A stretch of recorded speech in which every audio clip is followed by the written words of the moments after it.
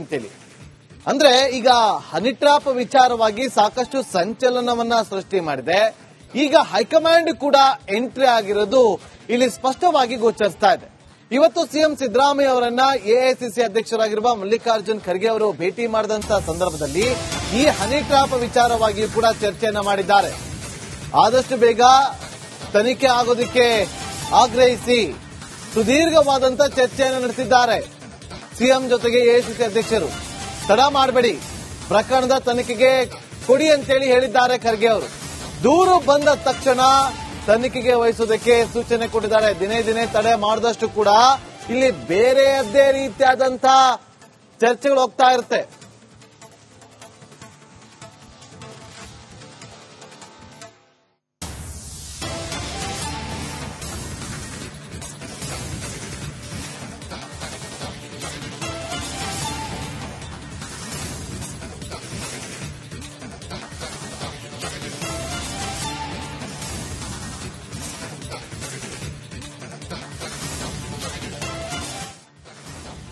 ಇನ್ನು ಇವತ್ತು ರಿಪಬ್ಲಿಕ್ ಕನ್ನಡಕ್ಕೆ ಎಕ್ಸ್ಕ್ಲೂಸಿವ್ ಆಗಿ ಮಾತಾಡಿದಂತಹ ಎಂಎಲ್ಸಿ ರಾಜೇಂದ್ರ ಅವರು, ಅಂದ್ರೆ ಮಿನಿಸ್ಟರ್ ರಾಜಣ್ಣ ಅವರ ಪುತ್ರ, ಒಂದು ಸ್ಪಷ್ಟನೆಯನ್ನ ಕೊಟ್ಟಿದ್ದಾರೆ.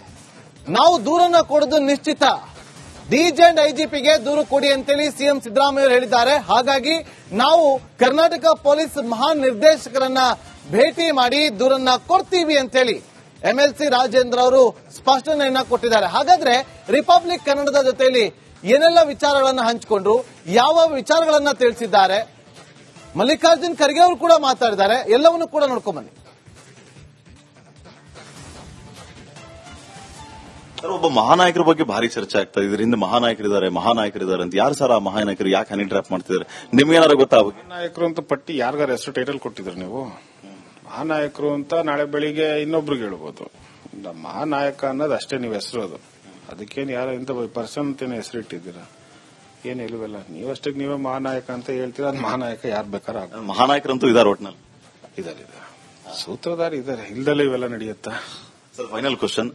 ಈ ರೀತಿಯ ಘಟನೆ ಆದ್ಮೇಲೆ ಈಗ ಯೂಶುವಲಿ ನೀವೆಲ್ಲ ಸಾಮಾಜಿಕ ಜೀವನದಲ್ಲಿ ಇರುವಂತವ್ರು, ಜನರನ್ನ ಫೇಸ್ ಮಾಡಬೇಕಾಗುತ್ತೆ. ಅಫ್ಕೋರ್ಸ್ ಎಲ್ಲಾ ಕಡೆ ಜನ ಹೋಗಿ ಬಂದು ಮಾಡ್ತಿರ್ತಾರೆ. ಘಾಸಿಗೊಂಡಿದ್ದೀರಾ? ಇಲ್ಲಪ್ಪ, ಅವೆಲ್ಲ ಏನ್ ತಲೆ ಕೆಡಿಸ್ಕೊಳಕ್ ಹೋಗೋದಿಲ್ಲ. ಯಾಕಂದ್ರೆ ಇದು ಪಬ್ಲಿಕ್ ಲೈಫಲ್ಲಿ ಇವೆಲ್ಲ ಸಹಜ. ಸೊ ಅದರಿಂದ ಬರ್ತಾರೆ ಹೋಗ್ತಾರೆ. ನಾನೇನು ಅದಕ್ಕೇನು ಜಾಸ್ತಿ ಇದಾಗೋದಿಲ್ಲ. ರಿಪಬ್ಲಿಕ್ ಕನ್ನಡದ ಮೂಲಕ ಈ ರೀತಿ ಹನಿ ಟ್ರ್ಯಾಪ್ ಪ್ರಯತ್ನ ಮಾಡ್ತಾ ಇರುವಂತವರಿಗೆ, ನಿಮ್ಮ ಕ್ಷೇತ್ರದ ಜನರಿಗೆ ಸದ್ಯಕ್ಕೆ ಆಗ್ತಾ ಇರುವಂತ ಬೆಳವಣಿಗೆ ಬಗ್ಗೆ ಫೈನಲ್ ಆಗಿ ಏನ್ ಹೇಳಕ್ ಬಯಸ್ತೀರಿ? ಅಲ್ಲ, ಏನ್ ಬೆಳವಣಿಗೆ ಆಗ್ತಾ ಇದೆ, ನಾನು ಮೊದಲನೇ ಪ್ರಾರಂಭದಲ್ಲಿ ಹೇಳಿದಾಗೆ ನಿಲ್ಲಬೇಕು. ಇದು ಬರೀ ರಾಜಣ್ಣ ಅವ್ರ ಮೇಲೆ ಅಂತಲ್ಲ, ಯಾರ ಮೇಲಾದ್ರೂ, ಒಬ್ಬ ಇಡೀ ರಾಷ್ಟ್ರದಲ್ಲಿ ಒಬ್ಬ ವ್ಯಕ್ತಿ ಮೇಲೆ, ಪ್ರಜೆ ಮೇಲೆ ಇಂತ ಆಗುವಂತದನ್ನ ನಿಲ್ಬೇಕಿದು. ಬರೀ ರಾಜಕಾರಣಿಗಳು ಅಂತಲ್ಲ, ಒಬ್ಬ ಕಾಮನ್ ಪೀಪಲ್ ಮೇಲೂ ಆಗುವಂತದ್ದು ಇದು ನಿಲ್ಬೇಕಿದು. ಸೊ ಅದರಿಂದ ನಾನು ಹೇಳುವಂಥದ್ದು, ಇದು ನಿಲ್ಲೋದ್ರ ಜೊತೆಯಾಗಿ ಇದು ಯಾರೆಲ್ಲ ಇದ್ದಾರೆ, ಸೊ ಅವ್ರಿಗೆ ಇದು ಒಂದು ಅಂತ್ಯ ಕಾಣಬೇಕಿದು. ಅಂತ್ಯ ಕಾಣಬೇಕು ಅಂತ ಹೇಳಿದ್ರೆ ಕಾನೂನು ರೀತಿಯಲ್ಲಿ ಅದೊಂದು ಅಂತ್ಯ ಕಾಣಬೇಕು. ಸೊ ಅದರಿಂದ ಅದಕ್ಕೆ ಏನೆಲ್ಲ ಮಾಡಬೇಕು ನಾನಂತೂ ಪ್ರಯತ್ನ ಅಂತೂ ಮಾಡ್ತೀನಿ. ಸರ್, ಸಿಬಿಐ ಆಗಿದ್ರೆ ಒಳ್ಳೇದಾ? ಸಿಬಿಐ ಆಗ್ಬೇಕು ಅಂತ ಹೇಳ್ತಾರೆ ಬಿಜೆಪಿ. ಬಿಜೆಪಿ ಅವರು ಹೇಳ್ತಾರೆ. ಸಿಬಿಐ ಮೇಲೆ ಈಗಲೇ ಎಷ್ಟು ಕೇಸ್ಗಳಿದಾವಪ್ಪ? ಸಿಬಿಐಗಳಲ್ಲಿ ಎಷ್ಟು ಕೇಸ್ ಇದೆ? ಈಗ ನಾವೆಷ್ಟೆಲ್ಲ ಸಿಬಿಐಗಳು ಈಗ ನಾವು ಕಡೆ ಕೊಟ್ರೆ ಒಳ್ಳೇದಾ ಅಂತ? ಇಲ್ಲ, ಕೊಡೋದ್ರಲ್ಲಿ ನಂದೇನು ಅಭ್ಯಂತರ. ಆದ್ರೆ ನಮ್ಮ ರಾಜ್ಯದಲ್ಲಿ ಈಗ ನಾನು ಹಿರಿಯ IPS ಅಧಿಕಾರಿನ ಅದನ್ನ ಮಾಡಿ ಅಂತ ನನ್ನ ಮುಖ್ಯಮಂತ್ರಿಗಳು ಕೇಳಿದ್ದೀನಿ. ಇಲ್ಲ, ಯಾರು ರಿಟೈರ್ಡ್ IPS ಇದ್ರು ಮಾಡಿ ಅಂತ ಹೇಳಿದ್ದೀನಿ. ಒಂದು ತನಿಖೆ ಟೀಮ್ ಮಾಡಿಬಿಟ್ಟು ಮಾಡಿ ಅಂತ ಮುಖ್ಯಮಂತ್ರಿಗಳು ಕೇಳಿದ್ದೀನಿ. ಉಭಯ ನಾಯಕರೆಲ್ಲ ಕೆಲವೊಂದು ಗೊಂದಲದ ಹೇಳಿಕೆಗಳನ್ನು ಕೊಡ್ತಾ ಇದ್ದಾರೆ ಸರ್. ತನಿಖೆ ಆಗಬೇಕು ಅಂತ ಪರಮೇಶ್ವರ್ ಅವರು ಹೇಳ್ತಾರೆ, MB ಪಾಟೀಲ್ ಹೇಳ್ತಾರೆ, ಸತೀಶ್ ಜಾರಕಿಹೊಳಿ ಹೇಳ್ತಾರೆ. ಈಗ DCM DK ಶಿವಕುಮಾರ್ ಅವರು ಇದೆಲ್ಲ ಬೋಗಸ್. ನೋಡಿ, ಏನಿದ್ರು ಕಂಪ್ಲೇಂಟ್ ಕೊಟ್ರೆ ಆಗುತ್ತೆ ಅಲ್ವಾ? ಈಗೆಲ್ಲಾನು ಮಾಧ್ಯಮದ ಮೇಲೆ ಬರ್ತಾ ಇದೆ ಅಂತ ಹೇಳಿದ ತಕ್ಷಣ ನಾವು ಕಂಪ್ಲೇಂಟ್ ಈ ತನಿಖೆ ಮಾಡಕ್ಕಾಗಲ್ಲ. ಸದನದಲ್ಲಿ ಒಂದು ಹೇಳಿಕೆ ಒಬ್ಬರು ಶಾಸಕರು ಕೊಟ್ಟಿದ್ದಾರೆ. ಅದು ವಿರೋಧ ಪಕ್ಷದವ್ರು ಇರ್ಬೋದು, ನಮ್ಮ ಪಕ್ಷದವ್ರು ಇರ್ಬೋದು. ಕಂಪ್ಲೇಂಟ್ ಆಧಾರಿತವಾಗಿ ನಾವು ಮಾಡ್ಬೇಕಲ್ವಾ? ಯಾಕಂದ್ರೆ ಡೀಟೇಲ್ಸ್ ನಮ್ಮ ಹತ್ರ ಇಲ್ಲ, ನಿಮ್ಮ ಹತ್ರ ಇಲ್ಲ, ಯಾರ ಹತ್ರ ಇದೆ? ಅದೇ ಗೊತ್ತಾಗುತ್ತಲ್ವಾ? ಈಗ ಅವರೇನೋ ಗುರುವಾರ ಕೊಡ್ತೀನಿ ಅಂತ ಹೇಳಿದ್ದಾರೆ, ಕೊಡ್ಲಿ. ಅದರಲ್ಲಿ ಏನೇನಿದೆ ಅಂತ ಅಂಶಗಳ ಮೇಲೆ ತೀರ್ಮಾನ ಆಗೋದಿಲ್ಲ. ಬಹಳ ಸ್ಪಷ್ಟವಾಗಿ ನಾನಲ್ಲ, ಗೃಹ ಸಚಿವರು ಹೇಳಿ ಉನ್ನತ ಮಟ್ಟದ ತನಿಖೆ ಅಂದ್ರೆ ಒಬ್ಬ PSI ಮಾಡ್ತಾರ, ASI ಮಾಡ್ತಾರ, ಸಹಜವಾಗಿ ಯಾವ್ದಾದ್ರು ಸೀನಿಯರ್ IPS ಆಫೀಸರ್ ಅಥವಾ ಬೇರೆ ಏನಾದ್ರೂ ರೂಪದಲ್ಲಿ ಮಾಡ್ತಾರೆ. ಅವರು ಒಳ್ಳೆ ಗೊಂದಲ ಏನಿದೆ.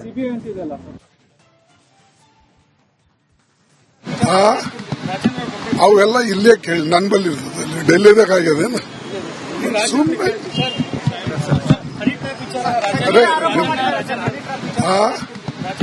ಅವೆಲ್ಲ ಇಲ್ಲೇ ಕೇಳಿ ನನ್ ಬಲ್ಲಿ ಇರ್ತದೆ, ಡೆಲ್ಲಿದಾಗ ಆಗ್ಯದೇನು ಸುಮ್ಮನೆ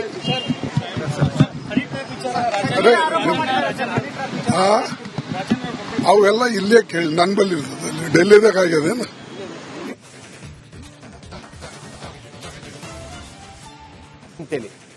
ಅಂದ್ರೆ ಈಗ ಹನಿ ಟ್ರಾಪ್ ವಿಚಾರವಾಗಿ ಸಾಕಷ್ಟು ಸಂಚಲನವನ್ನ ಸೃಷ್ಟಿ ಮಾಡಿದೆ. ಈಗ ಹೈಕಮಾಂಡ್ ಕೂಡ ಎಂಟ್ರಿ ಆಗಿರೋದು ಇಲ್ಲಿ ಸ್ಪಷ್ಟವಾಗಿ ಗೋಚರಿಸ್ತಾ ಇದೆ. ಇವತ್ತು ಸಿಎಂ ಸಿದ್ದರಾಮಯ್ಯ ಅವರನ್ನ AICC ಅಧ್ಯಕ್ಷರಾಗಿರುವ ಮಲ್ಲಿಕಾರ್ಜುನ್ ಖರ್ಗೆ ಅವರು ಭೇಟಿ ಮಾಡಿದಂತ ಸಂದರ್ಭದಲ್ಲಿ ಈ ಹನಿ ಟ್ರಾಪ್ ವಿಚಾರವಾಗಿ ಕೂಡ ಚರ್ಚೆಯನ್ನ ಮಾಡಿದ್ದಾರೆ. ಆದಷ್ಟು ಬೇಗ ತನಿಖೆ ಆಗೋದಕ್ಕೆ ಆಗ್ರಹಿಸಿ ಸುದೀರ್ಘವಾದಂತ ಚರ್ಚೆಯನ್ನು ನಡೆಸಿದ್ದಾರೆ ಸಿಎಂ ಜೊತೆಗೆ AICC ಅಧ್ಯಕ್ಷರು. ತಡ ಮಾಡಬೇಡಿ, ಪ್ರಕರಣದ ತನಿಖೆಗೆ ಕೊಡಿ ಅಂತೇಳಿ ಹೇಳಿದ್ದಾರೆ ಖರ್ಗೆ ಅವರು. ದೂರು ಬಂದ ತಕ್ಷಣ ತನಿಖೆಗೆ ವಹಿಸೋದಕ್ಕೆ ಸೂಚನೆ ಕೊಟ್ಟಿದ್ದಾರೆ. ದಿನೇ ದಿನೇ ತಡೆ ಮಾಡಿದಷ್ಟು ಕೂಡ ಇಲ್ಲಿ ಬೇರೆಯದ್ದೇ ರೀತಿಯಾದಂತಹ ಚರ್ಚೆಗಳು ಹೋಗ್ತಾ ಇರುತ್ತೆ.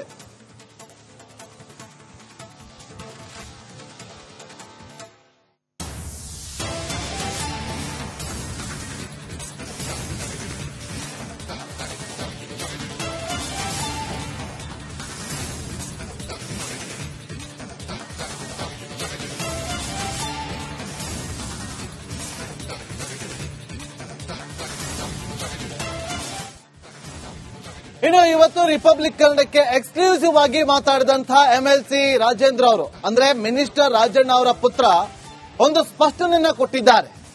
ನಾವು ದೂರನ್ನ ಕೊಡೋದು ನಿಶ್ಚಿತ, DG and IGPಗೆ ದೂರು ಕೊಡಿ ಅಂತೇಳಿ ಸಿಎಂ ಸಿದ್ದರಾಮಯ್ಯ ಅವರು ಹೇಳಿದ್ದಾರೆ. ಹಾಗಾಗಿ ನಾವು ಕರ್ನಾಟಕ ಪೊಲೀಸ್ ಮಹಾನಿರ್ದೇಶಕರನ್ನ ಭೇಟಿ ಮಾಡಿ ದೂರನ್ನ ಕೊಡ್ತೀವಿ ಅಂತೇಳಿ MLC ರಾಜೇಂದ್ರ ಅವರು ಸ್ಪಷ್ಟನೆಯನ್ನ ಕೊಟ್ಟಿದ್ದಾರೆ. ಹಾಗಾದ್ರೆ ರಿಪಬ್ಲಿಕ್ ಕನ್ನಡದ ಜೊತೆಯಲ್ಲಿ ಏನೆಲ್ಲ ವಿಚಾರಗಳನ್ನ ಹಂಚಿಕೊಂಡ್ರು, ಯಾವ ವಿಚಾರಗಳನ್ನ ತಿಳಿಸಿದ್ದಾರೆ, ಮಲ್ಲಿಕಾರ್ಜುನ್ ಖರ್ಗೆ ಅವರು ಕೂಡ ಮಾತಾಡಿದ್ದಾರೆ. ಎಲ್ಲವನ್ನೂ ಕೂಡ ನೋಡ್ಕೊಂಡ್ ಬನ್ನಿ. ಒಬ್ಬ ಮಹಾನಾಯಕರ ಬಗ್ಗೆ ಭಾರಿ ಚರ್ಚೆ ಆಗ್ತಾ ಇದೆ. ಇದರಿಂದ ಮಹಾನಾಯಕರಿದ್ದಾರೆ ಅಂತ. ಯಾರು ಸರ್ ಆ ಮಹಾನಾಯಕರು? ಯಾಕೆ ಹನಿ ಡ್ರಾಪ್ ಮಾಡ್ತಿದ್ದಾರೆ? ನಿಮ್ಗೇನಾರು ಗೊತ್ತಾ? ಮಹಾನಾಯಕರು ಅಂತ ಪಟ್ಟಿ ಯಾರಿಗಾರ ಹೆಸರು ಟೈಟಲ್ ಕೊಟ್ಟಿದ್ರು ನೀವು? ಮಹಾನಾಯಕರು ಅಂತ ನಾಳೆ ಬೆಳಿಗ್ಗೆ ಇನ್ನೊಬ್ರಿಗೆ ಹೇಳ್ಬೋದು. ಮಹಾನಾಯಕ ಅನ್ನೋದು ಅಷ್ಟೇ ನೀವು ಹೆಸರು. ಅದಕ್ಕೇನು ಯಾರ ಇಂಥ ಪರ್ಸನ್ ಅಂತೇನೆ ಹೆಸರು ಇಟ್ಟಿದ್ದೀರಾ? ಏನ್ ಇಲ್ವಲ್ಲ, ನೀವಷ್ಟಕ್ಕೆ ನೀವೇ ಮಹಾನಾಯಕ ಅಂತ ಹೇಳ್ತೀರಾ. ಅದು ಮಹಾನಾಯಕ ಯಾರು ಬೇಕಾದ್ರೆ ಆಗ. ಮಹಾನಾಯಕರಂತೂ ಇದಾರೆ, ಒಟ್ನಲ್ಲಿ ಇದಾರೆ, ಸೂತ್ರಧಾರ ಇದಾರೆ. ಇಲ್ದಲ್ಲೇ ಇವೆಲ್ಲ ನಡೆಯುತ್ತಾ? Sir, final question. ಈ ರೀತಿಯ ಘಟನೆ ಆದ್ಮೇಲೆ ಈಗ ಯೂಶುವಲಿ ನೀವೆಲ್ಲ ಸಾಮಾಜಿಕ ಜೀವನದಲ್ಲಿ ಇರುವಂತವ್ರು, ಜನರನ್ನ ಫೇಸ್ ಮಾಡಬೇಕಾಗುತ್ತೆ. ಅಫ್ಕೋರ್ಸ್ ಎಲ್ಲಾ ಕಡೆ ಜನ ಹೋಗಿ ಬಂದು ಮಾಡ್ತಿರ್ತಾರೆ. ಘಾಸಿಗೊಂಡಿದ್ದೀರಾ? ಇಲ್ಲಪ್ಪ, ಅವೆಲ್ಲ ಏನ್ ತಲೆ ಕೆಡಿಸ್ಕೊಳಕ್ ಹೋಗೋದಿಲ್ಲ. ಯಾಕಂದ್ರೆ ಇದು ಪಬ್ಲಿಕ್ ಲೈಫಲ್ಲಿ ಇವೆಲ್ಲ ಸಹಜ. ಸೊ ಅದರಿಂದ ಬರ್ತಾರೆ ಹೋಗ್ತಾರೆ. ನಾನೇನು ಅದಕ್ಕೇನು ಜಾಸ್ತಿ ಇದಾಗೋದಿಲ್ಲ. ರಿಪಬ್ಲಿಕ್ ಕನ್ನಡದ ಮೂಲಕ ಈ ರೀತಿ ಹನಿ ಟ್ರ್ಯಾಪ್ ಪ್ರಯತ್ನ ಮಾಡ್ತಾ ಇರುವಂತವರಿಗೆ, ನಿಮ್ಮ ಕ್ಷೇತ್ರದ ಜನರಿಗೆ ಸದ್ಯಕ್ಕೆ ಆಗ್ತಾ ಇರುವಂತ ಬೆಳವಣಿಗೆ ಬಗ್ಗೆ ಫೈನಲ್ ಆಗಿ ಏನ್ ಹೇಳಕ್ ಬಯಸ್ತೀರಿ? ಅಲ್ಲ, ಏನ್ ಬೆಳವಣಿಗೆ ಆಗ್ತಾ ಇದೆ, ನಾನು ಮೊದಲನೇ ಪ್ರಾರಂಭದಲ್ಲಿ ಹೇಳಿದಾಗೆ ನಿಲ್ಲಬೇಕು. ಇದು ಬರೀ ರಾಜಣ್ಣ ಅವ್ರ ಮೇಲೆ ಅಂತಲ್ಲ, ಯಾರ ಮೇಲಾದ್ರೂ ಒಬ್ಬ ಇಡೀ ರಾಷ್ಟ್ರದಲ್ಲಿ ಒಬ್ಬ ವ್ಯಕ್ತಿ ಮೇಲೆ, ಪ್ರಜೆ ಮೇಲೆ ಇಂತ ಆಗುವಂತದನ್ನ ನಿಲ್ಬೇಕಿದು. ಬರೀ ರಾಜಕಾರಣಿಗಳು ಅಂತಲ್ಲ, ಒಬ್ಬ ಕಾಮನ್ ಪೀಪಲ್ ಮೇಲೂ ಆಗುವಂತದ್ದು ಇದು ನಿಲ್ಬೇಕಿದು. ಸೊ ಅದರಿಂದ ನಾನು ಹೇಳುವಂತದ್ದು ಇದು ನಿಲ್ಲೋದ್ರ ಜೊತೆಯಾಗಿ ಇದು ಯಾರೆಲ್ಲ ಇದ್ದಾರೆ, ಸೊ ಅವ್ರಿಗೆ ಇದು ಒಂದು ಅಂತ್ಯ ಕಾಣಬೇಕಿದು. ಅಂತ್ಯ ಕಾಣಬೇಕು ಅಂತ ಹೇಳಿದ್ರೆ ಕಾನೂನು ರೀತಿಯಲ್ಲಿ ಅದೊಂದು ಅಂತ್ಯ ಕಾಣಬೇಕು. ಸೊ ಅದರಿಂದ ಅದಕ್ಕೆ ಏನೆಲ್ಲ ಮಾಡಬೇಕು ನಾನಂತೂ ಪ್ರಯತ್ನ ಅಂತೂ ಮಾಡ್ತೀನಿ. ಸರ್, ಸಿಬಿಐ ಆಗಿದ್ರೆ ಒಳ್ಳೇದ? ಸಿಬಿಐ ಆಗ್ಬೇಕು ಅಂತ ಹೇಳ್ತಾರೆ ಬಿಜೆಪಿ.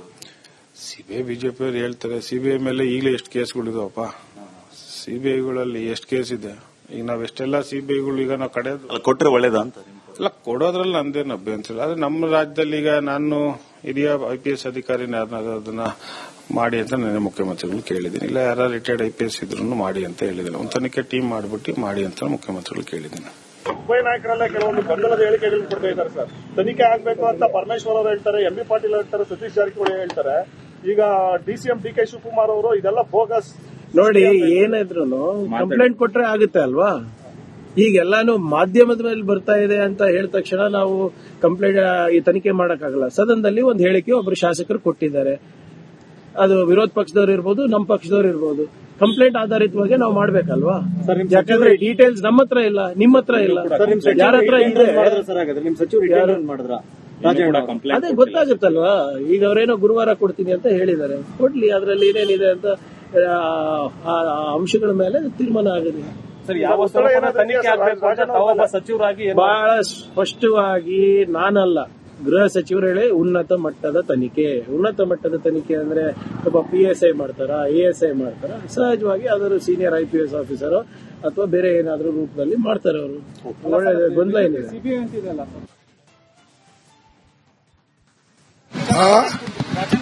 ಅವೆಲ್ಲ ಇಲ್ಲೇ ಕೇಳಿ ನನ್ ಬಲ್ಲಿ ಇರ್ತದೆ, ಡೆಲ್ಲಿದಾಗ ಆಗ್ಯದೇನು ಸುಮ್ಮನೆ. ಅದೇ ಅವೆಲ್ಲ ಇಲ್ಲೇ ಕೇಳಿ ನನ್ ಬಲ್ಲಿ ಇರ್ತದೆ, ಡೆಲ್ಲಿದಾಗ ಆಗ್ಯದೇನು ಸುಮ್ಮನೆ. ಅದೇ ಅವೆಲ್ಲ ಇಲ್ಲೇ ಕೇಳಿ ನನ್ ಬಲ್ಲಿ ಇರ್ತದೆ, ಡೆಲ್ಲಿದಾಗ ಆಗ್ಯದೇನು